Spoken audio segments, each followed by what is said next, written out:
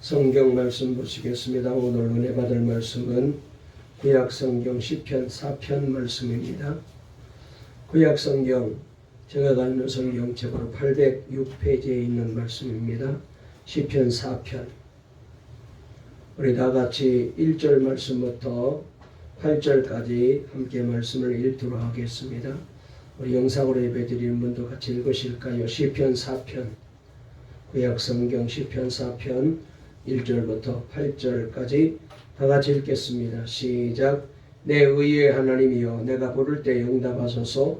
곤란 중에 나를 너그럽게 하소사오니 내게 은혜를 베푸사 나의 기도를 들으소서.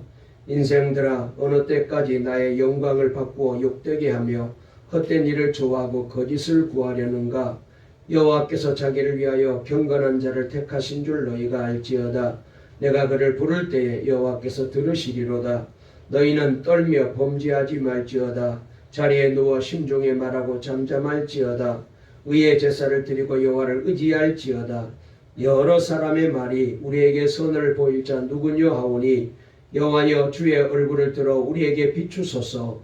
주께서 내 마음에 두신 기쁨은 그들의 곡식과 새 포도주가 풍성할 때보다 더하니이다. 내가 평안히 눕고 자기도 하리니 나를 안전히 살게 하시는 이는 오직 여호와이시니이다. 아멘. 할렐루야. 하나님께서 오늘 또 우리에게 은혜 주시고 또 예배를 통하여 주님을 만나는 행복한 예배가 되게 해주시고 또 말씀을 들을 때에 아멘으로 받을 때에 우리의 영혼이 변화되고 심령이 변화되고 우리의 인생이 변화되는 놀라운 복된 예배가 될 줄로 믿습니다. 우리 앞뒤 좌우에 있는 분과 한번 인사 나누실까요? 오늘 또 말씀으로 힘을 얻으세요. 주님이 성령으로 우리를 만져주십니다. 주님의 사랑으로 우리를 품어주십니다. 은혜 받고 변화됩시다. 할렐루야. 오늘 이 시간에는 설교 제목 진정 변화되었습니까? 라는 제목으로 말씀을 전하려고 합니다. 한번 제목을 따라해 보실까요? 진정 변화되셨습니까? 다시 한번 진정 변화되었습니까? 오늘 이 제목으로 말씀을 전하려고 합니다. 여러분들은 예수 믿고 가장 기쁘고 감사한 때가 언제라고 생각하셔요? 내가 예수를 믿고 난 다음에 가장 기쁘고 행복했던 때가 언제쯤이라고 생각하십니까? 혹시라도 기도했는데 응답을 받았을 때일까요? 아니면은 사업이 번창하고 예수를 믿어서 돈을 많이 벌었을 때입니까? 혹 아니면 자녀들이 세상에서 성공하고 잘 되었을 때입니까? 몸이 건강하고 가정이 평안할 때입니까? 아니면 세상에서 지위가 높아지고 꿈이 이루어졌을 때일까요? 목회자인 저에게 목회하면서 가장 보람이 있고 기쁘고 감사한 것은 사람이 변화되는 것을 보는 것입니다. 동강교회에 나오셔서 그래서 예배를 드리고 은혜 받고 변화되었다는 말을 듣는 것이 저에게 가장 기쁘고 행복한 시간입니다. 그런데 하나님께서 올해 제게 허락하신 놀라운 일이 무엇인지를 깨닫게 하셨어요. 그것은 먼저 저의 변화입니다. 저는 늘 교인들이 변화되어서 예배를 빠지지 않고 참석하시고 기도도 열심히 하시고 헌신도 사명도 잘 감당하여 주님께 영광 돌려드리고 교회에서도 귀하게 쓰임받고 세상에서도 정말로 복 있는 사람으로 그렇게 살아가는, 늘 주님과 친밀하게 교제하며 천국 백성으로 살아가는 그런 성도로 변화되기만을 바라며 목회를 해왔어요. 그래서 정말로 성도들이 잘 되는 것은 저가 잘 되는 것보다 10배나 100배나 더 좋았습니다.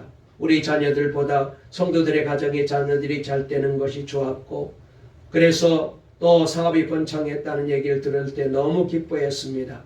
어쩌면 정말로 우리 가족들에게는 조금 섭섭한 그런 일이었죠. 교인들 잘 되기만을 바라고 교인들이 성공하고 교인들이 복을 받고 교인들이 천국 가는 천국 백성으로 변화되는 것이 너무나도 좋았고 여기에 저의 목표를 늘 목표를 두고 그렇게 해왔습니다. 그런데 올해는 사람이 완전히 변화될 수 있다. 그것도 목회자인 제가 변화되고 있음을 확신하게 되었다는 것입니다. 이것은 정말로 저에게는 놀라운 일이라고 말씀을 드릴 수 있습니다. 오늘 시편 기자는 1절에서 내 의의 하나님이여라며 하나님을 부르며 자신의 기도에 응답해 달라고 탄원하고 있습니다. 자신이 의로운 사람이라는 거예요. 3절에도 보면은 여호와께서 자기를 위하여 경건한 자를 택하신 줄 너희가 알지어다. 내가 그를 부를 때에 여호와께서 들으시리로다 라고 하면서 자신이 경건한 자라고 여기서 말하고 있습니다. 사실 저는 이런 식으로 자신은 경건하다, 자신은 의로운 사람이다 라고 말하는 사람이 싫었습니다. 교만한 것 같기도 하고 그리고 거부감이 들기도 했죠. 세상의 사람이 어떻게 그렇게 말할 수가 있어? 누가 감히 자신이 경건하다고 말할 수가 있겠어? 늘 이런 마음을 가지고 있었습니다. 그런데 6절에 보니까 사람들이 제가 생각하고 있는 것처럼 말하고 있다고 말하고 있습니다. 여러 사람의 말이 우리에게 선을 보일 자 누구며 하오니 여호와여 주의 얼굴을 들어 우리에게 비추소서. 그러니까 정말 선한 사람이 있겠어? 먼지털어 안 나는 사람이 누가 있어? 라는 그런 말을 한다는 거예요. 그런데 사람들이 그런 말을 하면은 시편 저자는 자신에게 주님의 얼굴을 비추어 달라는 거예요. 이것은 자신이 의롭다는 것이죠. 자기는 선한 사람이라는 것을 하나님이 인정해 주는 것이잖아요. 여러분은 자신이 의롭고 선하고 경건한 사람이라고 담대히 말할 자신이 있으십니까? 저는 오늘 우리가 반드시 그러해야 한다는 말씀을 전할 거룩한 사명감을 느끼게 되었습니다. 다른 사람이 볼 때 좀 거만하게 보일지 모르지만은 우리는 경건한 사람이 되어야 합니다. 우리가 경건한 사람이 되는 것이 그렇게 중요하고 그렇게 심각한 일일까요? 그렇습니다. 이보다 더 중요하고 이보다 더 귀한 일이 없기 때문에 그래요. 여러분, 세상은 점점 더 죄와 악이 심각해지고 있습니다. 시편 기자도 사방에 죄 짓는 사람에 둘러싸여 있다라고 말하고 있습니다. 우리 한번 다시 읽어볼까요? 우리 다 같이 한번 1절부터 2절까지 한번 읽어보시겠습니다. 시작. 내 의의 하나님이여 내가 부를 때에 응답하소서. 곤란 중에 나를 너그럽게 하소서오니 내게 은혜를 베푸사 나의 기도를 들으소서. 인생들아 어느 때까지 나의 영광을 바꾸어 욕되게 하며 헛된 일을 좋아하고 거짓을 구하려는가 그랬습니다. 여러분, 지금 세계는 대한민국을 우리나라를 주목하고 있습니다. 그리고 우리나라의 발전된 모습을 보고 모두가 다 세계가 다 기적이라고 이구동성으로 말하고 있습니다. 그럴 만도 한 것이 우리나라는 36년간 일본의 식민 통치를 받았고 그리고 제2차 세계대전 후에 북한의 도발로 심각한 전쟁을 치르면서 나라 전체가 완전히 쑥대밭같이 폐허가 되어 그 많은 후진국 중에 하나였고요. 그래서 유엔과 미국으로부터 원조받던 국가였는데 이제는 다른 나라에 원조하는 나라로 탈바꿈한 유일한 나라가 되었습니다. 문화 강국이 되었습니다. IT 강국이 되었습니다. 경제 규모가 10위권 안에 들었고요. 이제는 선진국에 들어섰습니다. 사람들은 이것이 기적이라고 하지만 우리 예수 믿는 그리스도인들은 하나님이 이렇게 우리를 만들어 주시고 이 대한민국을 축복하셨다고 우리는 믿고 있습니다. 이러한 기적의 이면에는 한국교회는 세계선교 역사상 유례를 찾아볼 수 없는 기독교의 부흥이 있었습니다. 이것은 짧게 보면은 공산주의를 막기 위한 하나님의 섭리이기도 하고요. 선교 완성을 위하여 하나님께서 우리나라를 제사장 나라로 택하여 귀하게 쓰시려고 하시는 하나님의 뜻도 있다라고 생각이 됩니다. 이제 우리나라는 세계 선교 2위 국가가 되었습니다. 지금은 조금 숫자가 줄었지만은 많이 이제 파송되었을 때는 약 한 2만 8천 명의 선교사들이 나가서 세계를 누비며 복음을 전하게 되었습니다. 그러나 이런 관점에서 우리가 심각하게 보아야 될 어두운 면이 있음을 우리가 기억해야 합니다. 세계적으로 알아주고 인정해주고 세계 사람들이 주목하는 이 자랑스럽고 칭찬받을 만한 일 뒤에는 어둠의 그림자도 있어요. 우리나라는 경제적으로 기적을 이룬 국가이지만 현재 음란 사이트 접속률 세계 1위 국가입니다. 청소년 음주 흡연 세계 1위 국가입니다. 이혼율 1위 국가입니다. 자살률 1위 국가입니다. 낙태율 1위 국가입니다. 교통사고 발생률 1위 국가입니다. 특별히 어린이 교통사고율 사망률이 세계적으로 가장 높은 나라입니다. 거기다가 성령수술 1위 국, 정말로 요한일서에 나와 있는 대로 온 세상이 육신의 정욕과 안목의 정욕과 이생의 자랑에 얽매여 심각한 죄에 우리나라가 빠져 들어가고 있습니다. 문제는 여기에 그리스도인들도 전혀 예외가 아니라는 사실입니다. 여러분도 다 그리스도인이기 때문에 한번 판단해 보시기를 바랍니다. 여러분 보세요. 싸움 세상 사람만 합니까?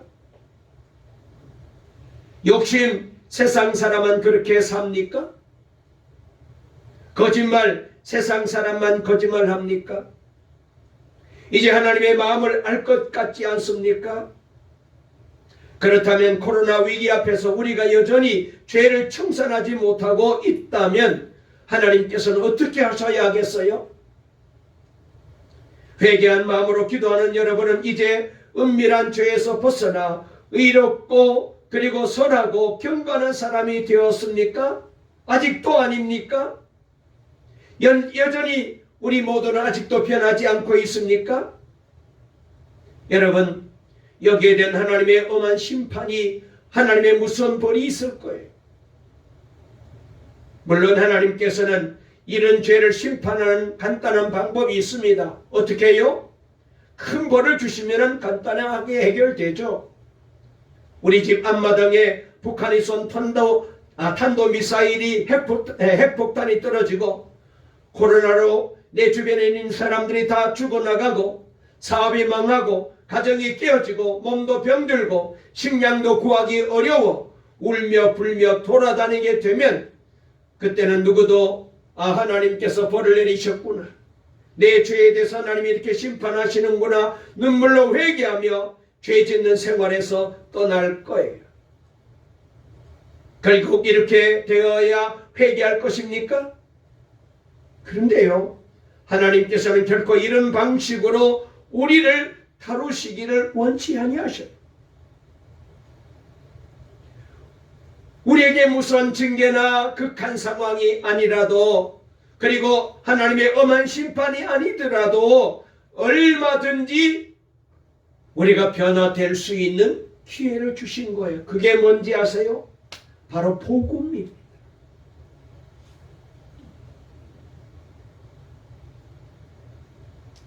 여러분, 복음은 반드시 우리를 변화시키게 되어 있습니다. 우리의 인생을, 우리의 삶을, 우리의 가정을, 여러분, 인류를 변화시킬 수 있는 유일한 하나님의 가장 사랑의 방법, 은혜의 방법이 뭐냐? 복음을 듣게 하는 거예요. 여러분은 어떤 복음을 듣고 예수님을 영접하셨습니까? 그것이 진정한 복음인지 아닌지 알고 싶다면 그 복음이 나를 변화시키고 있는지 봐야 돼. 내가 복음을 들었는데도 불구하고, 내가 예수 그리스도를 진정으로 구주로 영접했는데도 불구하고 여전히 예수 믿기 전과 다르지 않게 살고 있다면 그 복음은 가짜 복음입니다. 진짜 복음은 사람을 변화시켜요. 가정을 변화시키고 세상을 바꾸어 놓아요. 하나님이 우리에게 기대하시는 바가 이거예요. 왜 우리가 복음을 들어야 됩니까? 왜 우리가 복음을 전해야 됩니까? 한 사람을 더 구원하는 것 중요한 일입니다. 한 사람을 더 살리는 것 중요한 일입니다. 그런데 이 복음은 사람을 살리는 것으로 끝나지 않고 세상을 바꾸는 능력이 있어요. 죄짓는 사람을, 악한 사람을, 못된 사람을, 거짓말하는 사람을, 싸움하는 사람을 바꾸는 거예요.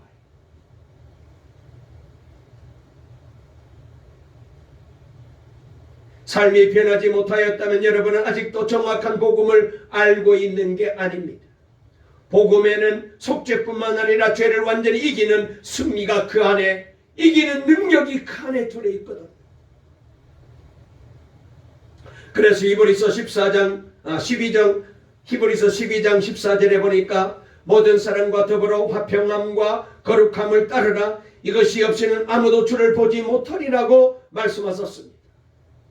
요한일서 2장 1절에도 너희로 죄를 범하지 않게 하려 함이라 라고 말했습니다. 요한일서 5장 18절에도 하나님께로부터 난 자는 다 범죄하지 아니하는 줄을 우리가 아노라 그랬습니다. 진정으로 하나님께로 난 사람은, 진정으로 복음을 제대로 들은 사람은, 그 복음을 통하여 은혜 받은 사람은 범죄하지 않는다는 거예요. 죄짓지 않아요. 오늘 그래서 성경은 분명히 거듭난 그리스도인들은 죄를 짓지 않는다라고 선언하고 있어요. 물론 우리가 예수를 믿으면 죄짓지 않게 된다고 말하면 사람들로부터 조롱을 당할 것입니다. 심지어 예수 믿는 우리들조차도 고개를 갸우뚱하는 이들이 많을 거예요. 왜냐하면 내가 예수를 20년, 30년, 50년 믿었지만 여전히 아직까지도 저부터도 죄를 범하고 있거든. 안 믿는 사람들이, 아니 예수 믿는 사람들이 죄 안 짓는다고? 오히려 저들은 조롱하면서 예수 믿는 사람들이 더 못된 짓 많이 하더라, 더 죄 많이 짓더라, 더 거짓말 많이 하더라. 다 조롱해요. 그러기에 여기서 우리는 십자가의 복음이 무엇인지 다시 한번 확인해 보아야 될 거예요. 십자가의 복음이 뭐냐? 복음이 뭐냐?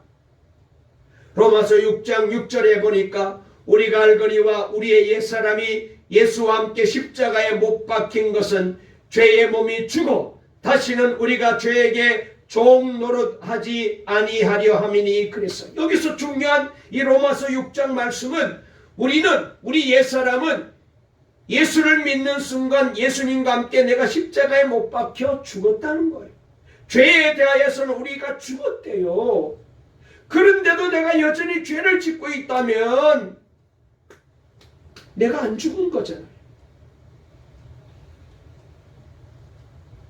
예수님을 믿는 것이 죄의 몸이 예수님과 함께 죽는 것이거든요. 그리고 예수님께서 우리 안에 오셔서 우리의 생명이 되시고 우리가 이제 사는 것은 그 예수님의 생명으로 그 예수님을 믿으며 그 예수님을 나의 주님으로 모시고 사는 것이거든요. 그런데도 여러분, 우리가 여전히 죄를 짓고 있다면 아직까지도 내 안에 예수님은 없고 내가 있는 거예요. 내가 주인 노릇하고 내가 사는 거거든요. 그래서 거짓말도 하고 싸우기도 하고 다투기도 하고 문제를 일으켜요. 이것은 아직까지도 내가 참 복음 안에 살지 못하고 있다는 거잖아요. 우리가 너무나도 잘 아는 갈라디아 2장 20절, 우리가 수도 없이 반복해서 이 말씀을 외우고 이 말씀을 우리가 늘 묵상합니다. 내가 그리스도와 함께 십자가에 못 박혔나니 그런즉 이제는 내가 사는 것 아니요, 그런즉 이제는 내가 사는 것 아니요. 나는 죽었어요. 십자가에 죽었어요. 인간 조용하리는 죽은 거예요. 십자가에 죽은 거예요. 오직 내 안에 그리스도께서 사시는 것이라. 이제 내가 육체 가운데 사는 것은 나를 사랑하사 나를 위하여 자기 자신을 버리신 하나님의 아들을 믿는 믿음 안에 사는 거라.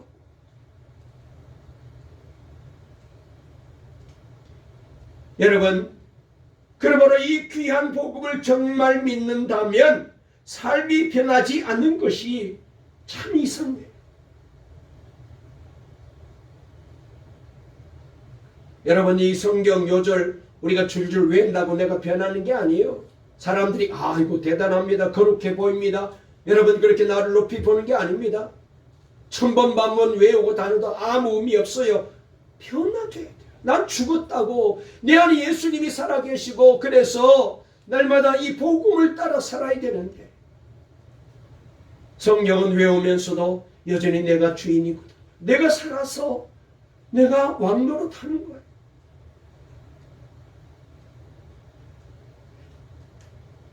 여러분, 복음을 제대로 들은 사람은 예수님으로 살아요. 예수님으로 살아요. 이것이 사실이라면 선한 사람이 되어야 당연하지 않습니까? 요한일서 5장 18절 말씀을 보면은 하나님께로서 나신 자가 우리를 지키심에 그랬습니다. 그래서 악한 자가 절대로 만지지도 못하게 할 것이라고 말했습니다. 그렇습니다. 우리 안에 오신 예수 그리스도께서 우리를 죄 짓는 데서 지켜주신대요. 그러나 우리를 지켜주시지 못하는 것은 우리가 예수님께서 우리 안에 계시님을 믿지 않는 거예요. 지난 시간에도 여러분 이 믿음에 대해서 말씀을 드렸습니다.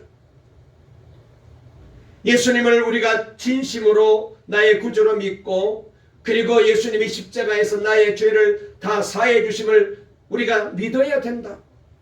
부족하지만 허물이 많지만은, 문제가 많지만은, 그래서 여러분 내가 숨기고 감추었던 모든 죄가 다 드러났을 때에 철저하게 다시 회개하고 믿음으로 주님을 바라봤더니 주님께서 이 다윗의 머리를 들게 만들어 주셨어요. 회복시켜 주셨어요. 여러분, 저와 여러분들은 구원받을 만한 자격이 있는 사람이 아닙니다. 다 부족합니다. 허물이 많습니다. 온갖 죄가 있어요. 지금도 죄를 짓고 삽니다. 그런데 여러분, 그러나 이렇게 연약하지만 우리 주님께서 이런 날을 십자가에서 피 흘려 그래서 우리 죄를 사해 주시기를 원하시고 사랑해 주신다. 그래서 나는 그 십자가로 나의 모든 죄가 사해졌다. 그래서 나는 예수님을 통하여 회복되고 일어나고 하나님의 백성으로 다시 일어난다. 주님 사랑합니다. 이 믿음 주시니 감사합니다. 주님 바라보고 일어나게 해주시니 감사합니다. 그런 믿음으로 일어나면 그때 하나님이 그 믿음 보시고 역사하신다고 그랬어요. 안 믿으면 하나님이 할 일이 없어요. 믿지 않는데 뭘 어떻게 사람을 변화시킬 수 있어요? 믿어야 돼. 부족하지만, 죄를 짓지만 믿어야 돼. 믿어야 돼. 하나님은 저와 여러분들이 이렇게 연약하고 부족한 것 알아요. 금방 회개하고 뒤돌아서서 죄 짓고 또 죄 짓고 그런 거 다 알아요. 좀 뻔뻔하지만 그래도 믿어야 돼요. 죄 지었지만.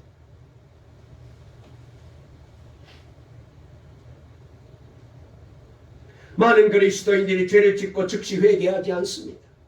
하루를 지나고도 회개의 시간을 갖지 않는 채 잠자리에 듭니다. 회개는 죄가 씻어지는 놀라운 복이잖아요. 그래서 요한일서 1장 9절에 만일 우리가 우리 죄를 자백하면 그는 미쁘시고 의로우사 우리 죄를 사하시며 우리를 모든 불의에서 깨끗하게 하실 것이요 그랬습니다. 여러분, 우리 손에 무엇이 더러운 게 묻었으면 얼른 수도가에 가서 세면대에 가서 손을 씻잖아요. 옷에 무엇이 더러운 게 오물이 묻었으면 즉시 세탁소에 보내서 깨끗하게 세탁하잖아요. 그런데 왜 마음이나 말이나 행동으로 지은 죄에 대하여는 한 주간이 지나도 씻으려고 하지 않고 한 달이 지나도 몇 년이 지나도 회개하지 않고 그냥 그 더러운 모습으로 우리가 자꾸 삽니까?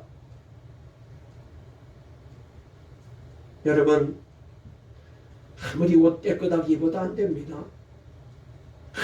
아무리 손 깨끗하게 씻어도 아무리 소독해도 안 돼요. 마음이 더러워져 있는데, 말이 더럽고 생각이 더러운데, 그 죄는, 그 더러움은 생각도 안 하고 눈에 보이는 것만 중요합니까?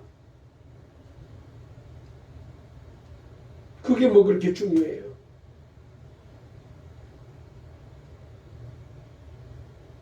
예수님께서 정말 여러분 마음의 계심을 믿지 않기 때문에 회개 안 하는 거예요. 여러분 누구와 함께 있을 때 그에게 잘못한 일을 했다면 즉시 그 미안해요.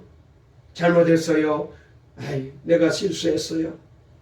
내가 마음이 조금 불편해서 화를 냈는데 용서해 주세요. 우리가 이렇게 사과하잖아요. 여러분 그런데 예수님과 늘 함께 있음을 아는 사람은 잘못하면 즉시 예수님께 죄를 고백해야죠. 그러나 회개 없이 산다는 것은 자신에게 회개할 대상이 예수님이 안 계시는 것. 그래서 계속 강조하는 것이 올해는 24시간 내내 예수님을 바라보는 것을 구체적으로 실천하자는 것. 매일 예수님과 함께 하자는 것입니다. 예수님께서 우리를 죄에서 지켜주시지 못하는 것은 우리가 바른 회개를 하지 않기 때문이에요. 많은 성도들이 회개를 하는 것은 하나님의 징계가 무서워 회개합니다. 벌 받을까 봐.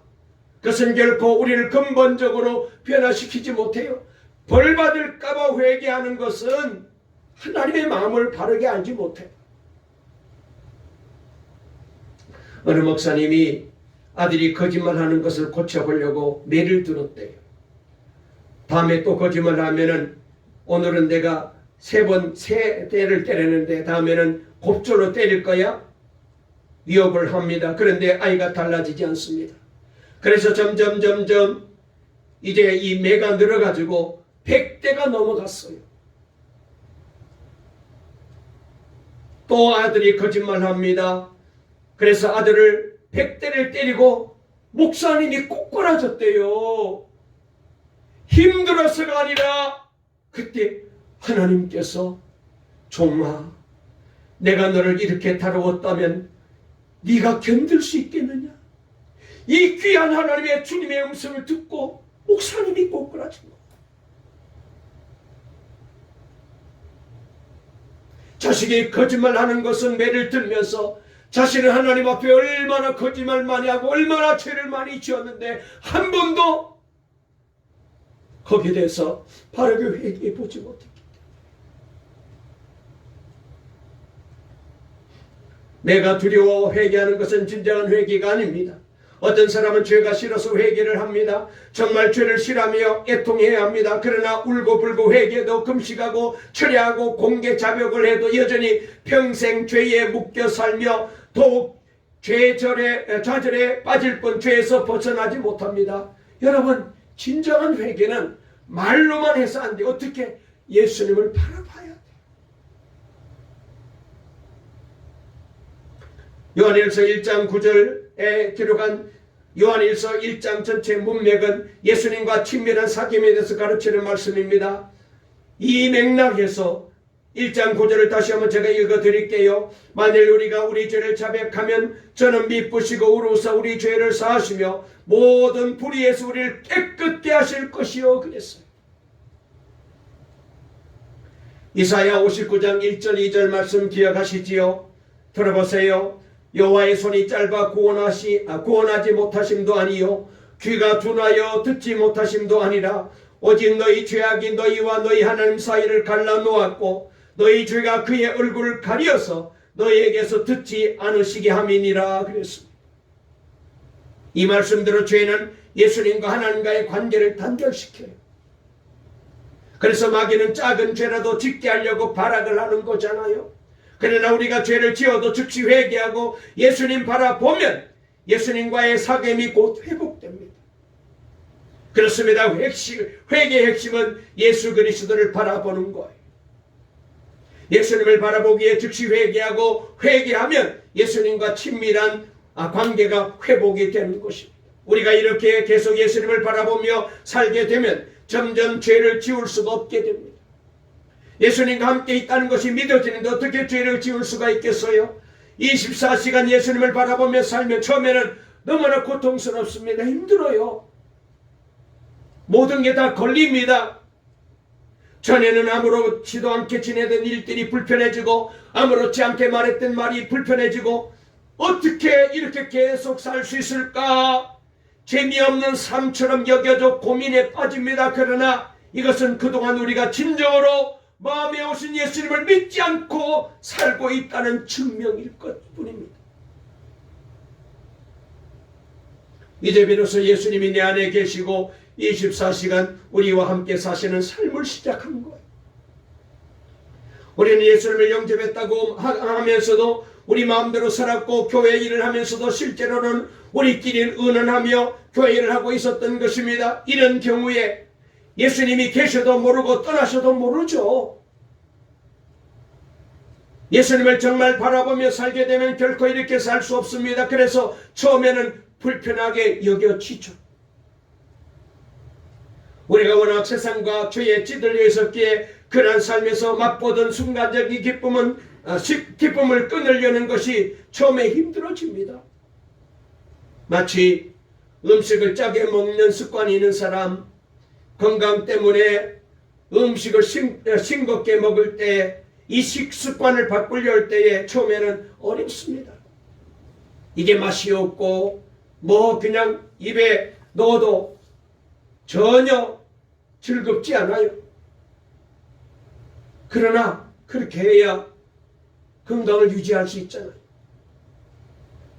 예수님과 동행하는 것도 맨 처음에는 불편하고 부담스럽습니다. 힘듭니다.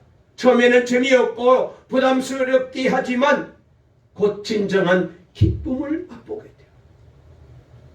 그래서 7절, 8절 말씀이 바로 그런 말씀을 우리에게 들려주고 있습니다. 우리 다 같이 7절, 8절 읽어볼까요? 시작! 주께서 내 마음에 두신 기쁨은 그들의 곡식과 새 포도주가 풍성할 때보다 더하니이다. 내가 평안히 눕고 자기도 하리니 나를 안전히 살게 하시는 이는 오직 여호와이시리이다. 아멘. 예수님과 동행하는 기쁨을 맛보고 나면 다시 옛생활로 돌아갈 수 없게 되죠. 옛생활이 끔찍하게 여겨집니다. 처음에는 고통스럽게 억지로 버려야 했던 세상 유익과 재미가 점점 빌립보 3장 7절부터 9절 말씀처럼 배설물처럼 여겨지게 됩니다. 예수님을 더 알고 싶고 언제나 예수님 안에서 발견되고 싶어서 견딜 수 없는 마음으로 예배에 참석하고 성전에 달려나오고 새벽 기도회에 나오고 이 기쁨이 있는 사람이라야 진정으로 예수님과 함께 사는 사람이에요. 이제까지 우리는 그저 바쁘면 포기하고 힘들면 포기하고 예배 생활이 주님을 만나는 이 기쁨이 없는 거예요. 세상 재미가 더 좋아요. 그러니 예배를 드리고 교회를 다녀도 신앙생활을 잘 못하는 겁니다. 성도 여러분, 새해를 살아가면서 하나님의 뜻을 가장 진지하게 받아들여야 됩니다. 그래서 4절 우리 한번 읽어볼까요? 4절 읽습니다. 시작! 너희는 떨며 범죄하지 말지어다. 자리에 누워 심중에 말하고 잠잠할지어다. 5절입니다. 의의 제사를 드리고 여호와를 의지할지어다. 그랬습니다. 여기 하나님께서 우리에게 말씀을 들려주셨습니다. 너희는 떨며 범죄하지 말아라. 하나님을 의지하라. 여러분, 매년 그랬던 것처럼 올해도 지난 한 해를 후회하고 새롭게 결심하지만 곧 다시 옛날로 돌아가는 시기 되면 큰일 납니다. 끝까지 이대로 살다가 지금 이 모습 그대로 주님 앞에 서게 됩니다. 정말 두려운 일이잖아요. 안 된다고 좌절하지도 말아야 됩니다.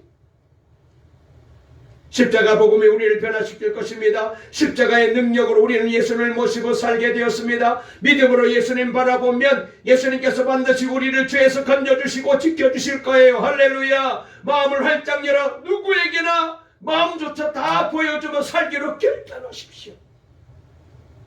속에 숨기는 게 없어야 돼. 그러면 반드시 변화된 삶을 살게 될 겁니다. 말씀을 마치면서 두 가지 간증을 하겠습니다. 독일의 히틀러 경호원 중에 크루트 바그너라는 사람이 있었대요.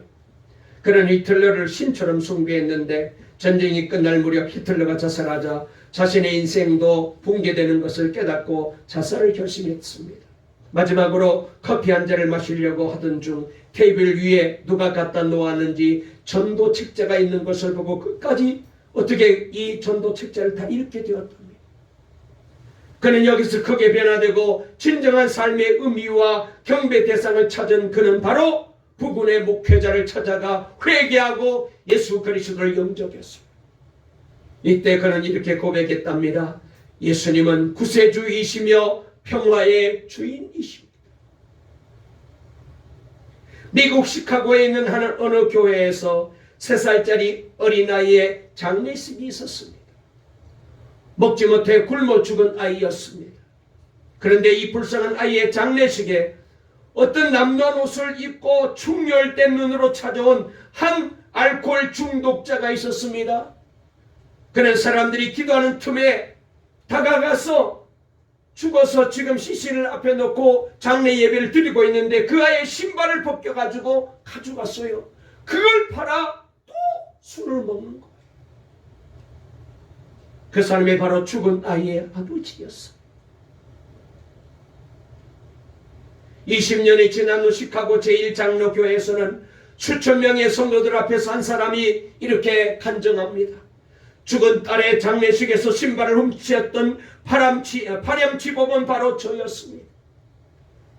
만물의 찌꺼기 같은 나를 다시 살려주시고 하나님의 일꾼으로 삼아주신 분은 위대하신 하나님이십니다. 눈물로 회개하며 외치고 있었습니다. 그가 바로 시카고 부흥사 메일 트라이더라는 목사님이십니다. 하나님은 사람이 볼 때 이렇게 폐품 같은 불량품 같은 그를 예수님의 십자가로 복음으로 변화시켜서 하나님의 아름다움과 영광을 드러내는 놀라운 하나님의 사랑을 만들어 보여주신 거예요. 고린도후서 5장 17절 잘 알잖아요. 그런즉 누구든지 그리스도 안에 있으면 새로운 피조물이라 이전 것은 지나갔으니 보라 새 것이 되었다. 에베소 4장 22절부터 너희는 유혹의 욕심을 따라 썩어져가는 구습을 쫓는 옛사람을 벗어버리고 오직 심령으로 새롭게 되어 하나님을 따라 의와 진리의 거룩함으로 지으심을 받은 새 사람을 입어라.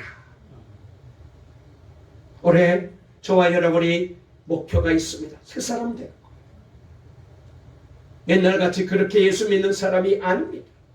주님 바라보고 날마다 새 사람 돼요. 이제는 정말 거짓말이 싫어지고 죄 짓는 게 너무나도 거북해지고 불편해지고 주님과 함께 사는 것이 행복한 우리 동강의 성도들로 변화될 수 있기를 간절히 주의 이름으로 축원합니다. 축원합니다. 살아계신 하나님 아버지 감사합니다. 오늘 또 우리를 주님 앞에 복음 앞에 세워주시니 감사합니다. 수천 번 수만 번 주일도 지키고 예배도 드리고 기도도 했지만 여전히 죄짓고 거짓말하고 범죄하고 세상 안 믿는 불신자와 전혀 다르지 않게 살아왔습니다. 변화되지 못했습니다. 아버지 하나님, 올해는 우리 모두가 변화될 수 있도록 하나님이 우리를 힘주시옵소서. 아버지 하나님 간절히 바라 권합나이다. 우리 동강의 성도님들 이제 죄 짓는 것이 점점 힘들어지고 거짓말하는 것이 부끄러워지고 아버지 하나님 주님 따라 주님 말씀 따라 주님 바라보고 사는 것이 행복해지는 주님 의지하고 살아가는 진정으로 변화된 새 사람, 이 놀라운 축복의 사람으로 살아갈 수 있도록 도와주시옵소서. 이 종이 변화되기 원합니다. 그리고 우리 장로님도 우리 한수 집사님들도 우리 권사님들도 우리 집사님들도 우리 성도님들도 우리 청년들 학생들 자녀들도 이제는 정말로 예수 안에 변화되어서 우리를 통하여 주님을 보여주고 그리고 우리를 통하여 복음이 이렇게 사람을 살리고 변화시킨다고 새 사람 되었다고 간증하는 우리 교회 되게 만들어 주시옵소서. 예수님의 이름으로 기도 올리옵나이다. 아멘.